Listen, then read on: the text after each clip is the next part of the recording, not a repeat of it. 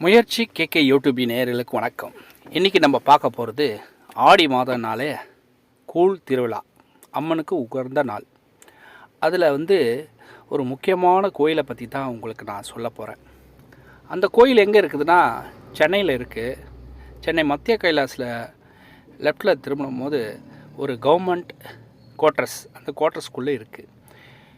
அந்த கோயிலோட நேம் அருள்மிகு முத்துமாரியம்மன் சிற்றாலயம்.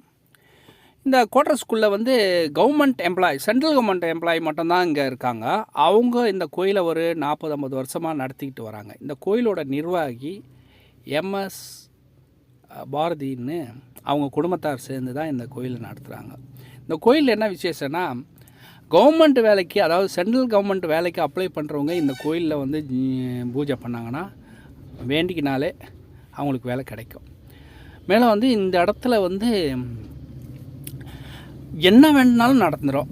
அது கவர்மெண்ட் எம்ப்ளாயி மட்டுமே இங்கே இருக்கிறதுனால வெளியே உலகத்துக்கு அவ்வளோ பேருக்கு தெரியாது.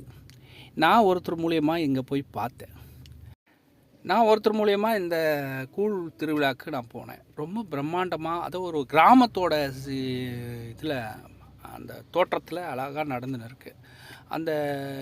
அந்த குடும்பத்தார் சேர்ந்தவங்க தான் இதை நடத்திட்டு இருக்காங்க. எந்த வித டொனேஷனும் இல்லை, எதுவுமே இல்லை. பிரம்மாண்ட முறையில் கூழ் காசி, அதுக்கப்புறம் சாயங்காலம் படையல் பெரிய லெவலில் பண்ணுறாங்க.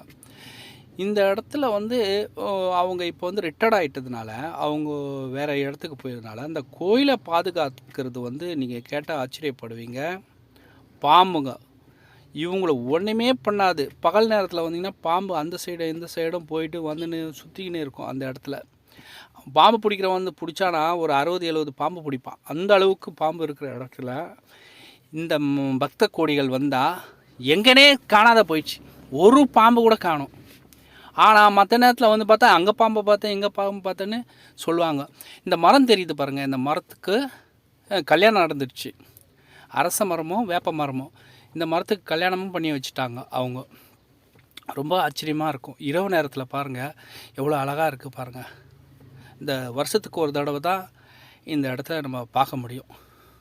அவ்வளோ பிரம்மாண்டமாக நடத்திட்டு இருக்க கூழ், குழந்தைங்க, பெரியவங்க, பழைய எம்ப்ளாயிங்க, ரிட்டையர்டான போனவங்க, அவங்க வாரிசு எல்லோரும் கரெக்டாக ஆடி மாதம் 3ஆவது வாரம் எல்லோரும் அவங்க கதைகளை பேசி ரொம்ப ஜாலியாக இருக்கும். அது இல்லாமல் கவர்மெண்ட் வேலை கிடைச்சவங்களுக்கு, அதாவது சென்ட்ரல் கவர்மெண்ட் வேலை கிடைச்சவங்களும் இங்கே வந்துடுவாங்க.